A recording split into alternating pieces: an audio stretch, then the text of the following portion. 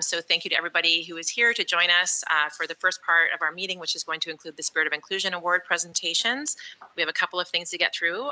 Just before we do that, just a reminder to everybody that this meeting is being recorded, and to anybody that is here, if you want to speak, please put on your microphone so that we make sure that your voice is being picked up as part of the recording. Okay, so we will go ahead and start. And just a reminder for, I have had some inquiries from some of our SEAC members about joining virtually. And while we do try to make that accommodation as often as we can, it's really sort of there as a last minute backup if something has transpired, you're sick, you're traveling, you don't want to miss the meeting. But we do, as you have seen, run into some technical challenges from time to time. And it's much more beneficial to have an in-person meeting. So it is there in the event that we need it when we can offer it, but we can't always guarantee that we can offer that virtual participation. So we hope to see all of your lovely faces in person as often as possible. Okay, so I am going to officially call the meeting to order, and we will start with our opening prayer and our land acknowledgement. So if you will join me in the sign of our faith, in the name of the Father and the Son and the Holy Spirit. We come together in hope from different community groups, answering the same call to service, pieces of the same puzzle. We come together in gratitude for the trust placed in us, for the opportunity to serve, pieces of the same puzzle. We come together in respect, aware of our diversity, willing to work for the good, pieces of the same puzzle. We come together in awe of the wonder and beauty of each of God's children, pieces of the same puzzle. We come together in God's name, and as we work together toward the same goal, each piece of the puzzle begins to fit neatly into place, creating a breathtaking picture of love, compassion, courage, and grace. Father, Son, and Holy Spirit. Amen. And now for the land acknowledgement.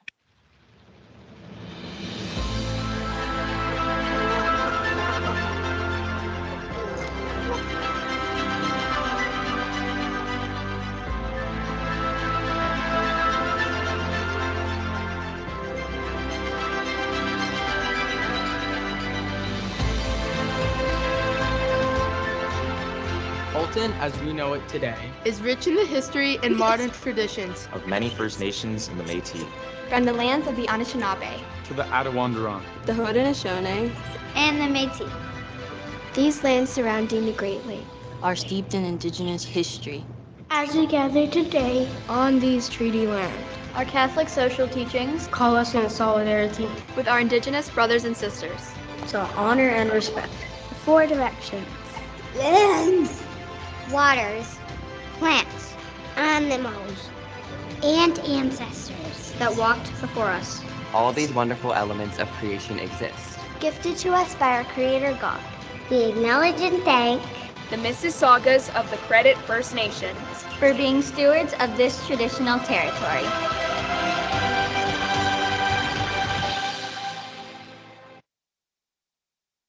Thank you so much. Thank you so much.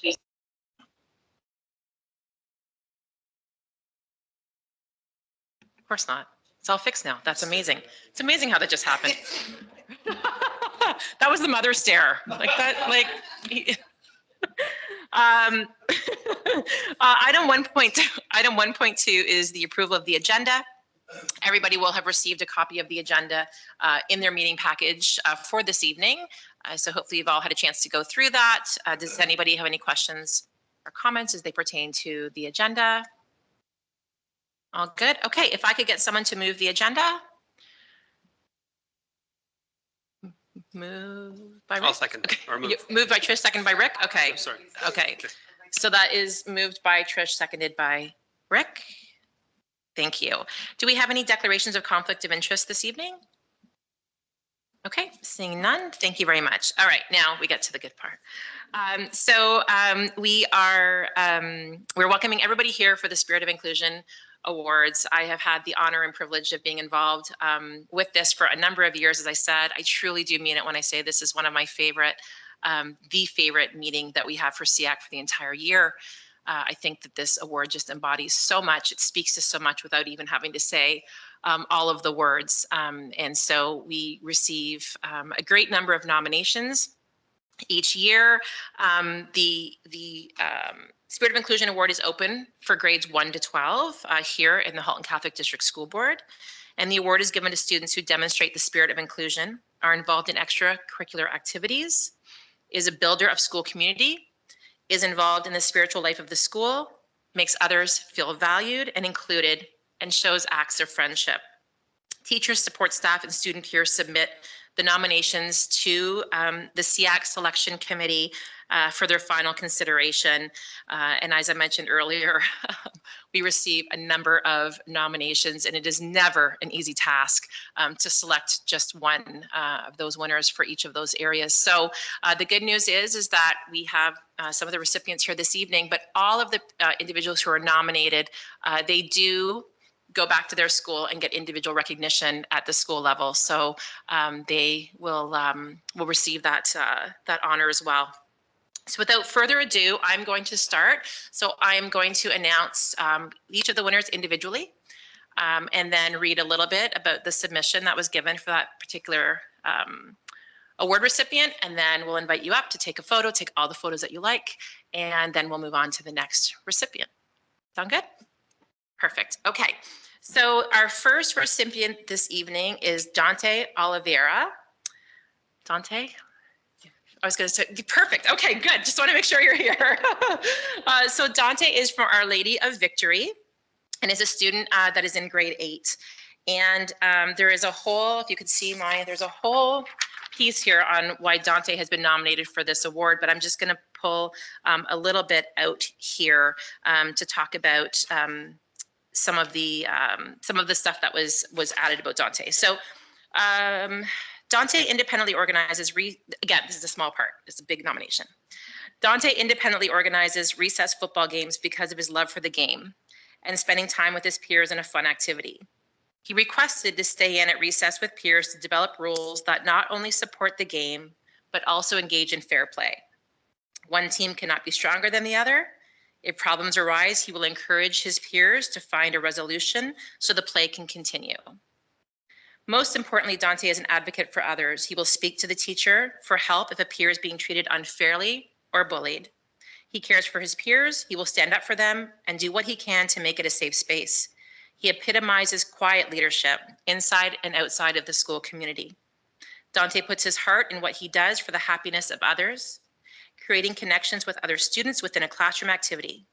Another example is part of the financial literacy. Let's create jobs to help other students, programs in the kindergarten classes, a buddy for a student, and a fundraiser for new equipment.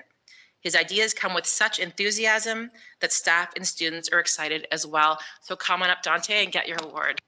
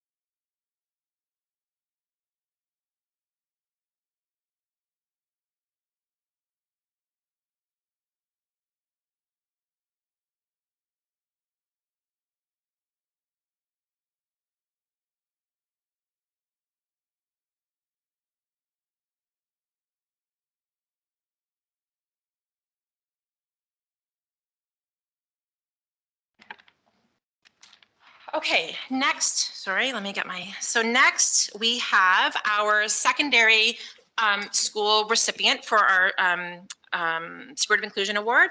This award goes to Jess Love Atifa. Did I get that right? Pronunciation's okay? Okay, perfect. So Jess Love, let me read a little bit. Jess Love is from St. Ignatius of Loyola Secondary School and is a student in grade 12. Let me go through a couple of, okay. Jess Love is identified as an exceptional student. However, this never holds her back. She is diligent, hardworking, and well organized. She has always demonstrated excellent leadership skills and has the ability to overcome challenges presented to her with grace and positivity. She has excellent communication skills, is very amicable with both peers and adults, and I believe these skills will allow Jess Love to continue to be an excellent leader, role model, and mentor. She is well-rounded and helps students and the staff whenever and wherever she can. So congratulations, Jess Love. Come on up.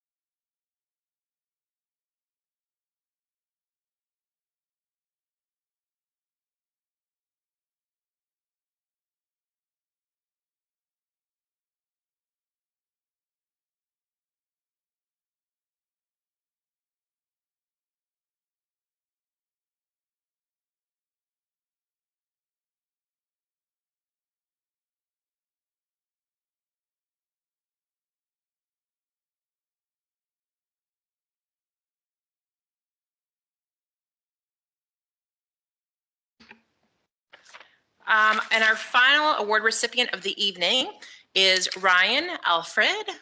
Ryan, you here? Yeah, good. Okay, perfect. All right, Ryan is a student at Thomas Merton in our alternative education program in grade 10.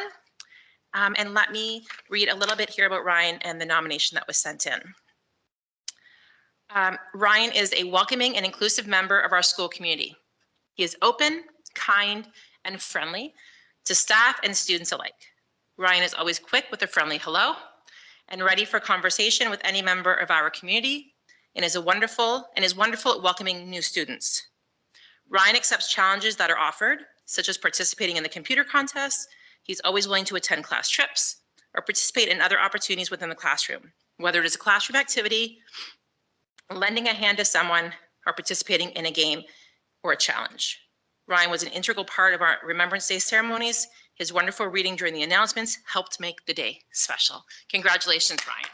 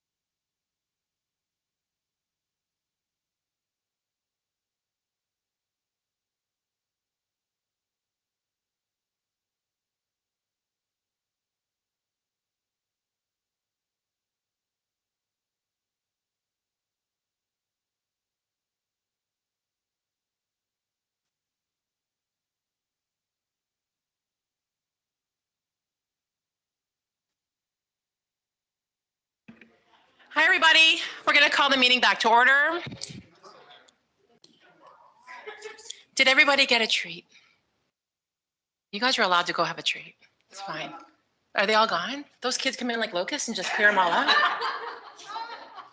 There are some, it's okay. There are some carbonated beverages still available. Should you need to have one of those, please do that. So thanks everybody for being a part of that. I think everybody's sort of been through. This is your first Spirit of Inclusion, right? Okay, perfect. So as you can see, it is a wonderful night. And as I was just saying to one of the administrators, it often does sort of restore your faith sometimes, right? You see these students who go above and beyond and make it a priority to be inclusive.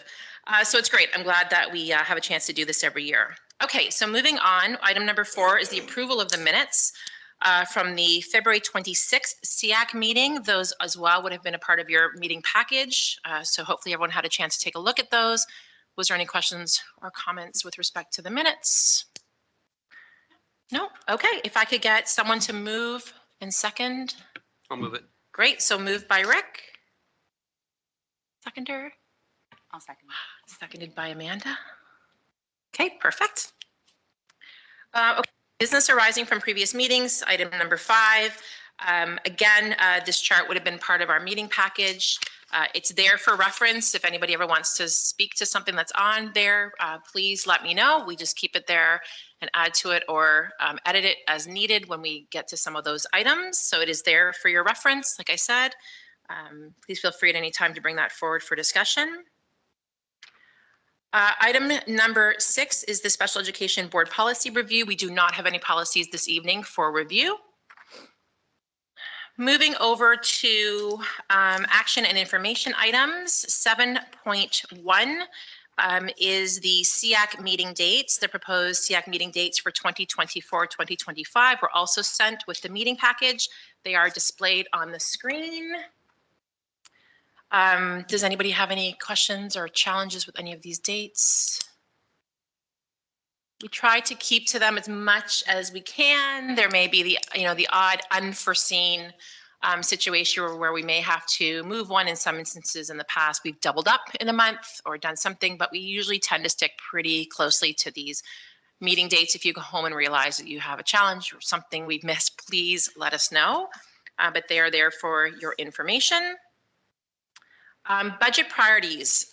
So members were sent a form and to submit suggested budget priorities, and we didn't receive any feedback. So I would like to ask if you didn't have a chance to do it, and I'm sorry if I'm going to be pushing off a deadline here.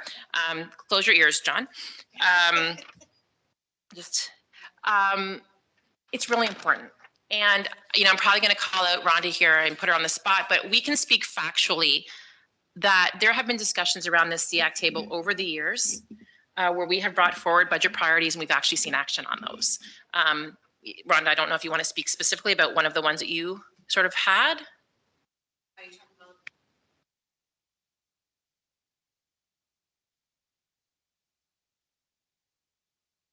There was a lot, it was, I think 5 years ago, there was a really big increase in enrollment in our school board. And I'm thinking, if there's such an increase in enrollment, then there statistically will be an increase in, well, everybody's exceptionality, but definitely deaf and hard of hearing. So I brought that to the attention. And there were some changes in the roster. So there were some retirements.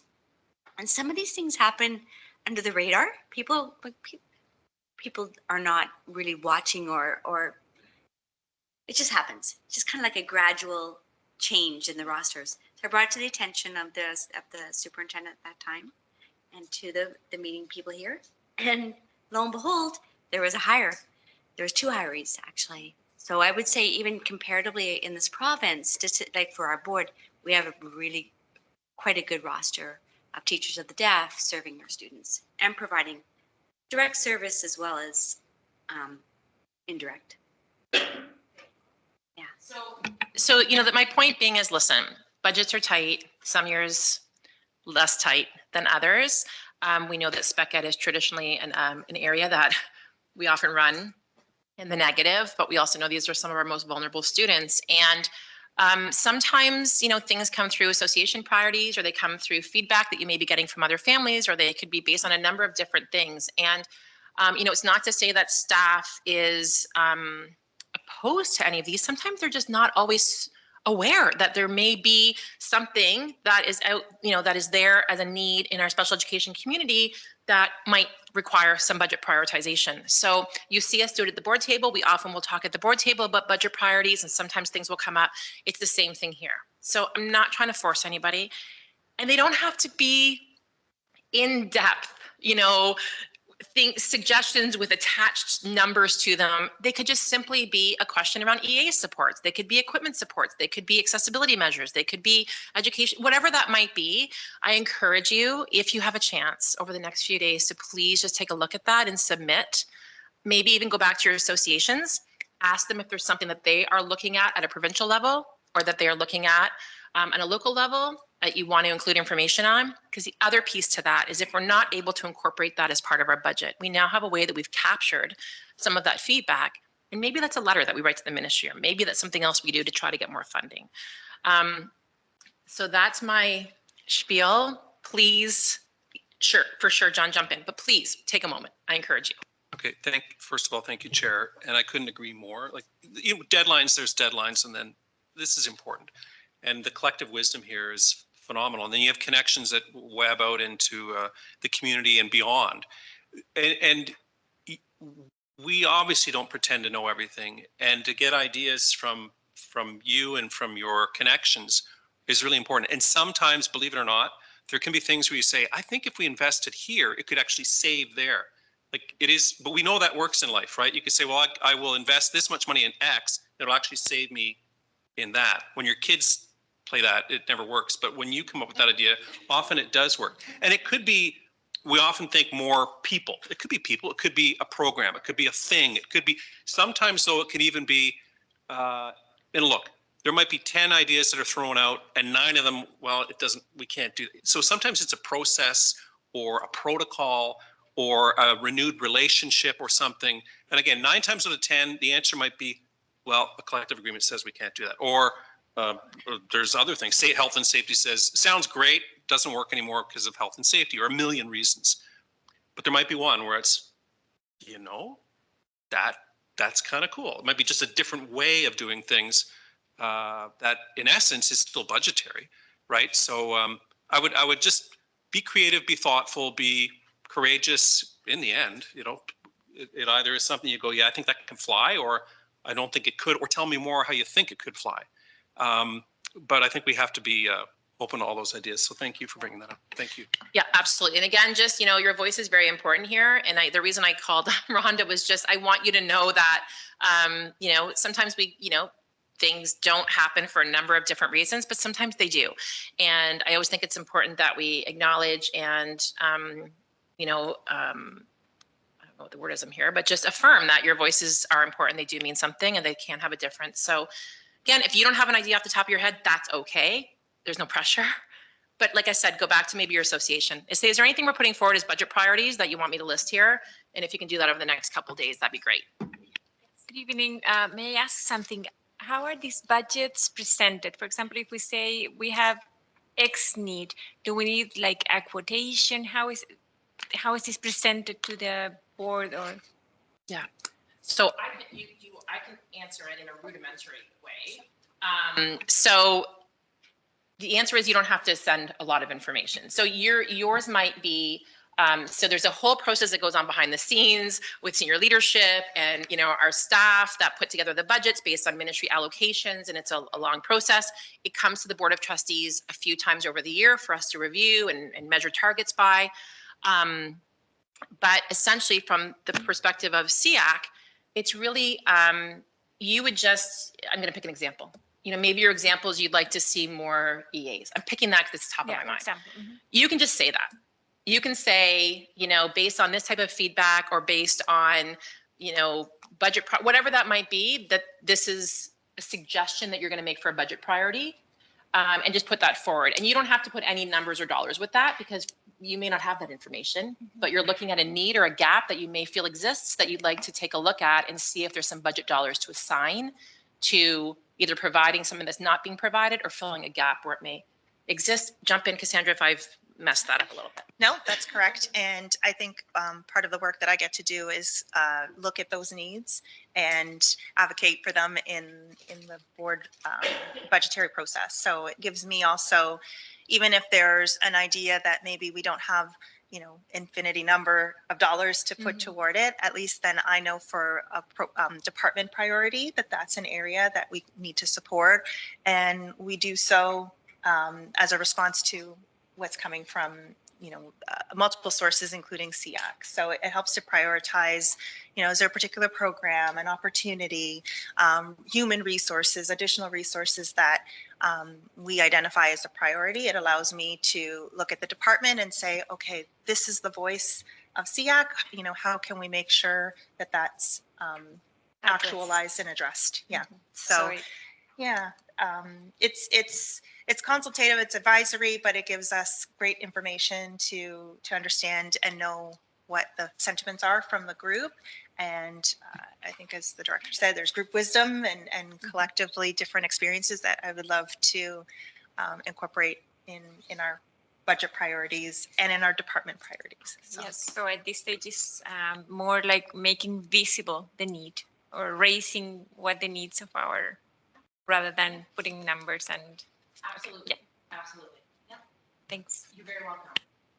One thing I'll just add before we wrap it up, because I don't want to, you know, keep chatting about it. I've sort of said my piece, but there's times that we get amounts from the ministry that just, you know, they're a gift from God, and we don't always know, and they sort of pop up. But the one thing I'm thinking of is, you know, when we had funding for summer school, and we had, you know, we had funding for some of those specialized programs for students with special education needs. And, you know, that had been something that over the years, a number of people had commented on the need for. And so, you know, there may not be funding initially at that time, but all of a sudden there's funding made for a particular area or initiative. And it's like, oh, we've been looking for something like this. We've been talking about something like this. And all of a sudden we have the chance to take advantage of that funding. So that does sit somewhere, even if it can't be acted upon immediately. And I know staff is really great about pulling something out when they hear. Yeah, thanks. Sorry, Chair. Thank you. We call them affectionately money bombs, right? So when that, when you hear the tick, tick, tick, and then there's a silence and it goes off, we're happy. There's also rules around each of those too. So we're pretty good at being, you know, creative and writing around it. And I have to say the ministry in the last few years has been pretty good at saying, okay, you say use it for X, we can't do that here. Can we use it a bit for Y?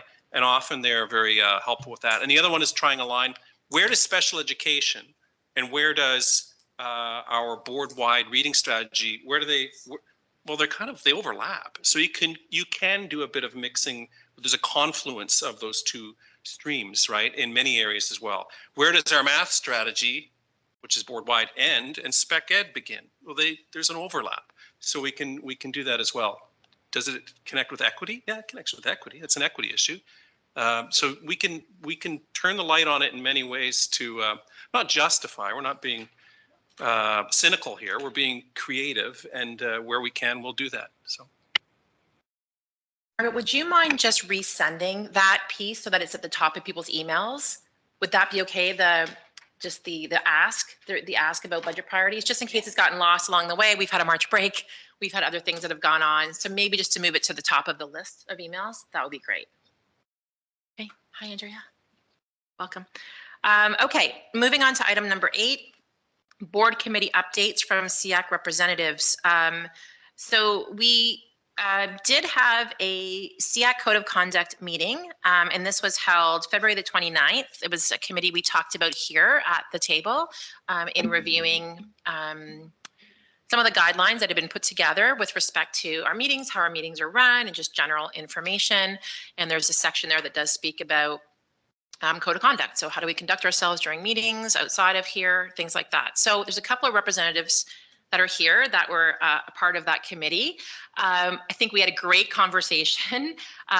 We went through and identified a few different areas that we'd like to have either seen maybe some different wording, or to see a little more fulsome that we wanted to build out, references that we think might be helpful, or verbiage we might be able to bring in from some other policies at the board, or some other guidelines. So that information has been gathered. We will have a follow-up meeting to see, where we go from that, how we incorporate, review it as a committee, and then everything will come back here to the SEAC table for discussion and consideration before we go ahead and sort of implement any of those changes in their finality. If I'm missing something, if there's something specific someone want to jump in on, please let me know.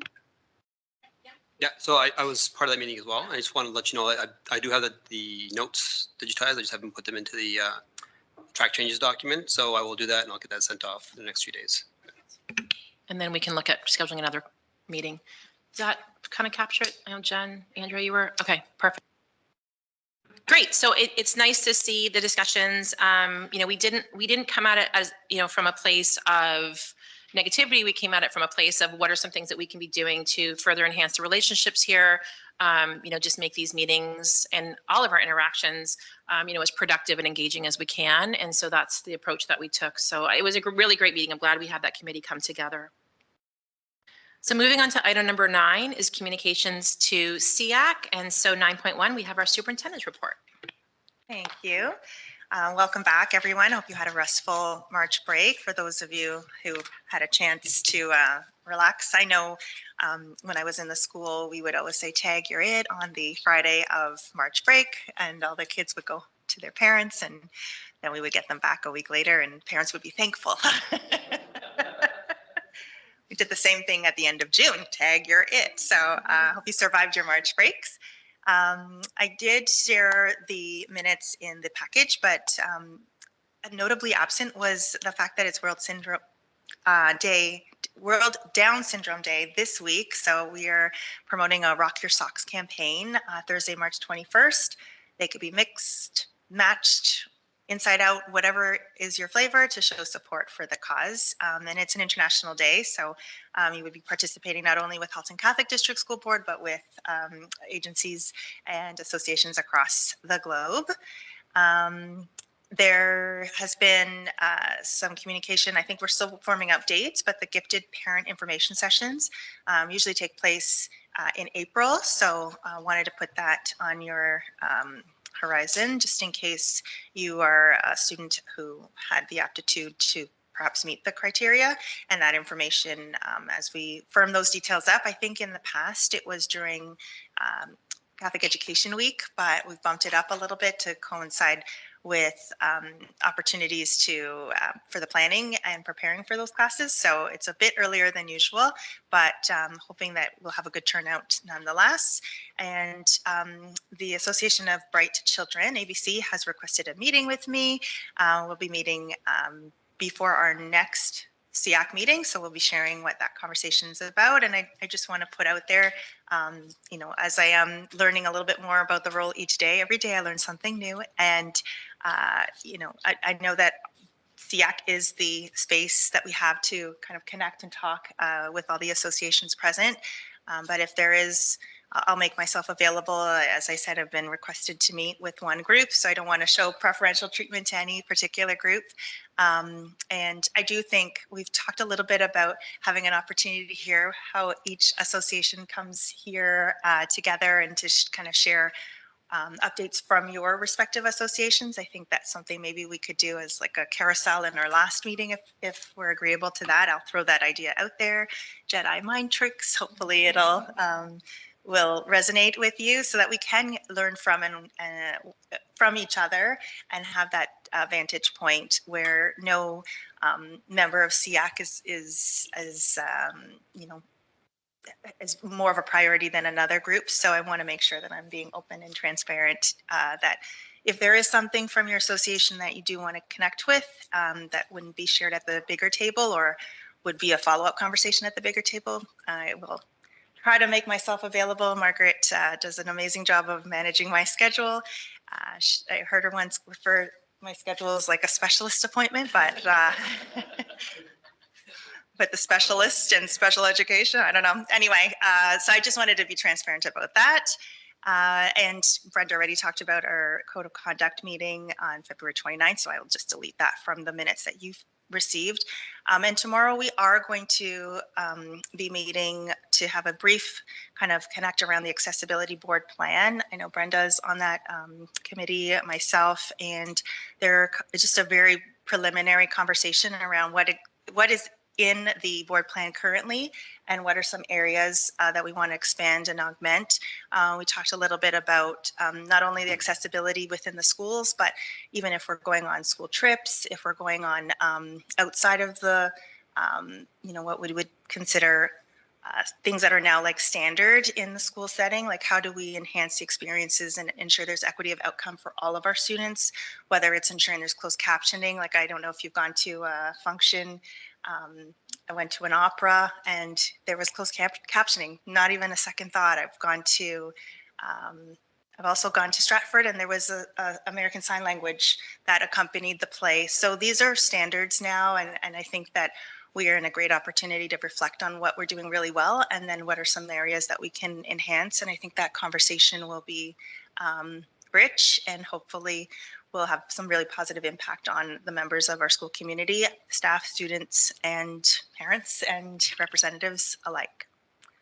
But I have to say, having been the first time to experience the recognition of the spirit of inclusion, what a moving opportunity to see faces of our students who are doing good work, God's work.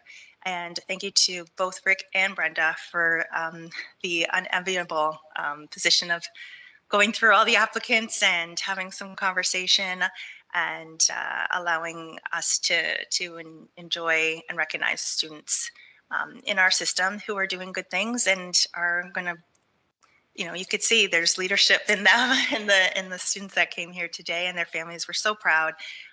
And so it was just an honor to be part of that. I think I already mentioned at our last meeting that we're approaching our Best Buddies dance. That will be in April. We have a few Special Olympics events. There was a bocce ball event that took place March 4th, and I believe there will be a soccer event in the spring of 2024. So when I get those dates of any other Special Olympics events, I'll make sure to pass that on.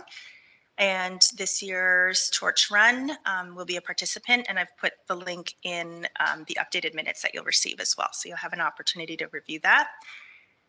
And then I'm going to skip over to some of the updates from within the department. So Project Search, I think we talked a little bit about that last week, felt like last week, but it was a few weeks ago. The recruitment process is ongoing. The application period has concluded, and there were 9 applicants from secondary schools. The next phase is the skills assessment day and the interview process. And that will take place at St. Francis Xavier Secondary School on April the 5th. And we are eagerly anticipating meeting our new interns during this event. The SEA team also provided training from Learn Style coaches to our low incidence teachers, secondary life skills teachers, structured teaching classes, and our community living classroom teachers on February 29th. We are excited to continue this technology training through March and April in the teachers' classrooms. And then, of course, in our faith journey, we are approaching the end of Lent and into Easter. We know that there are other multi-faith denominations that are recognizing this time as well. So we do want to make sure that everyone feels welcome and included and supported during that time. And for those who celebrate Easter, hoping everyone has a happy Easter, because when we come back, it'll be a spring and it'll be Easter. Our EA updates, we met with some graduating class of students in EA support programs at Sheridan regarding working at HCDSB. So we're starting to recruit and already received application packages from some of the students. So we say students, but they're adults that are in the program. So blind, low vision eye certs created a spring theme story kit for students with cortical visual impairment. So that's awesome work that's being done there. And the Children's Friendship Program groups have finished as part of our after school skills development program, and 33 students completed the program, which helped to support social skills development. From our psych department, the gifted screening is complete, hence why I mentioned the gifted information sessions that are coming up. And we had 3 PhD school psychology student placements confirmed for the fall, which is amazing because I hope to recruit them as well in helping to support the department. The ICYCs presented to the newcomer youth involved with the Dare to Lead Youth Leadership Empowerment Program.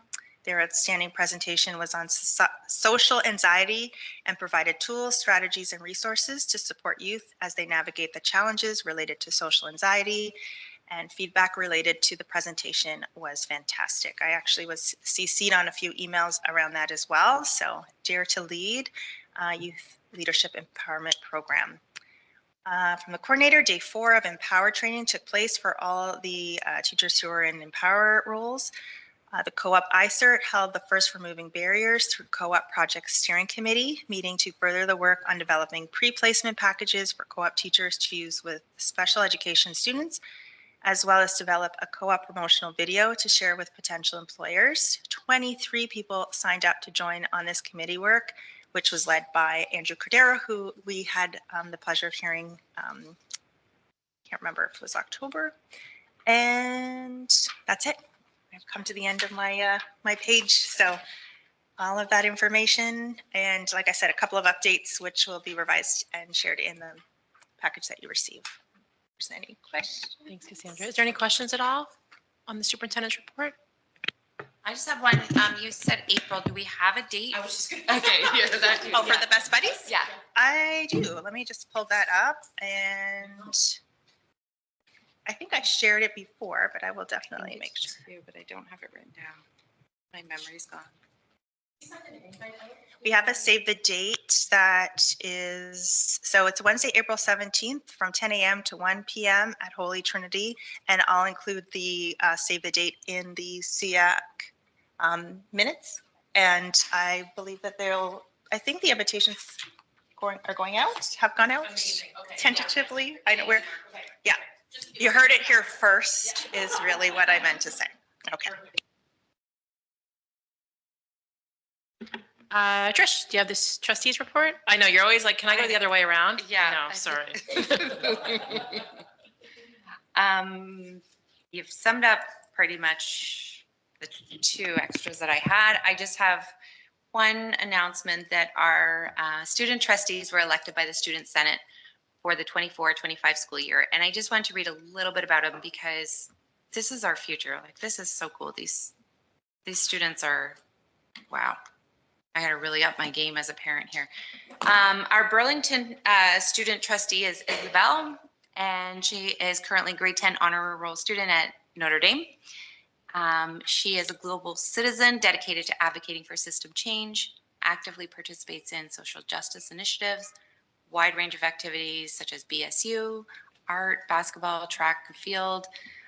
So that is one of our newest members for the Burlington region. North Halton, we have Sophia, who is a grade 11 honor roll student at St. FX.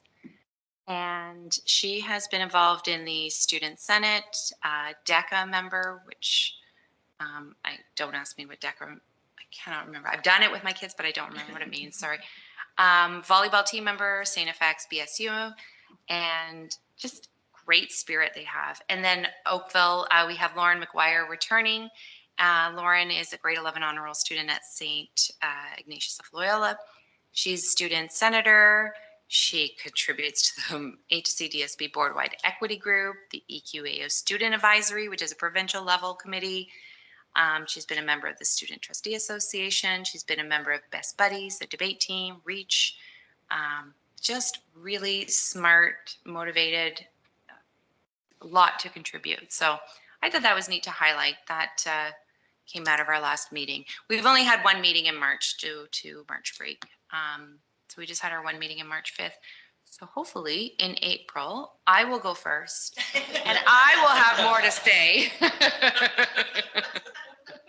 I'm going to talk to Margaret and get her to scratch a few out. But anyway, that's it for us from the board, or from the trustee table, sorry.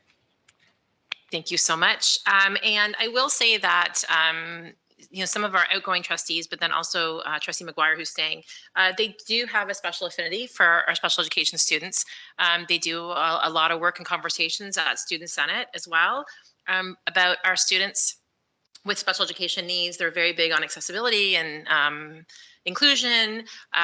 Trustee McGuire, she's going to kill me, but she sent me something to review. They're doing a Best Buddies survey. I need to take a look at that. So just, to Tricia's point, they're very well-rounded, but they're very inclusive of all of our students, and they really go out of their way to listen and understand and do some advocating when need be, and they speak up, and they're definitely something to behold. So I think it's wonderful to know that we have that layer of support. Again, speaking from a special education perspective, that we do have 3 student trustees who are very much engaged in understanding more about what these needs are and making sure that they're reflecting those voices and looking for those inclusive opportunities. So I think we're very, very honored to have them for that. So thank you.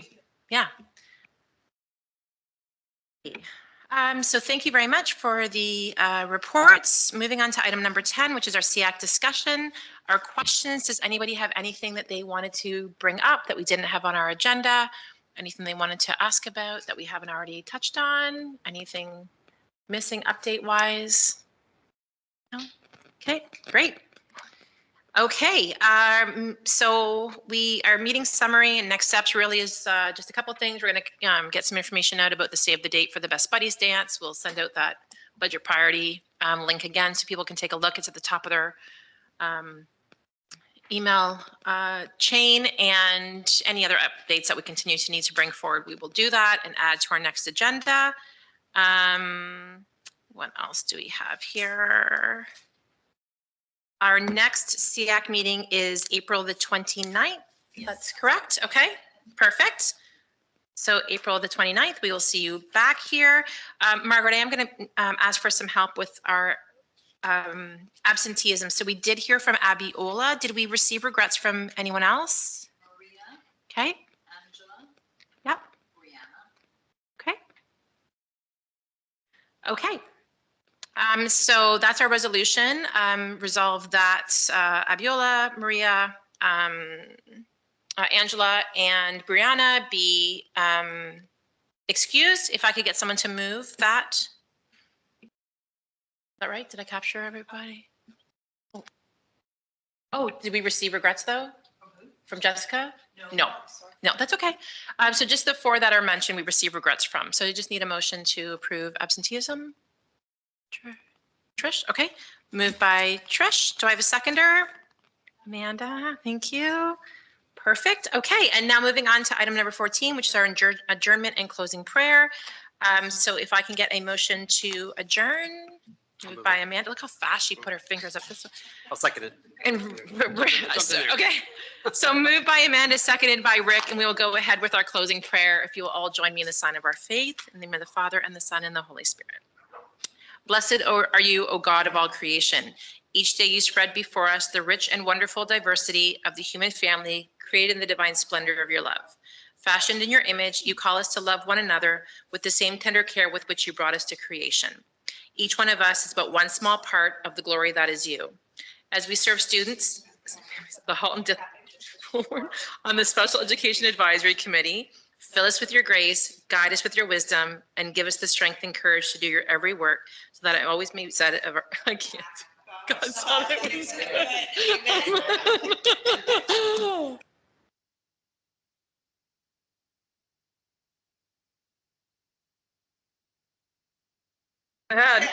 Oh goodness. Thank you everybody. I'm glad you were able to participate in the awards this evening. As always, if you have any questions, comments, concerns with respect to SEAC, please forward them our way. We're happy to help where we can. And I think this is a record. Enjoy your evening, everybody. Thank you so much.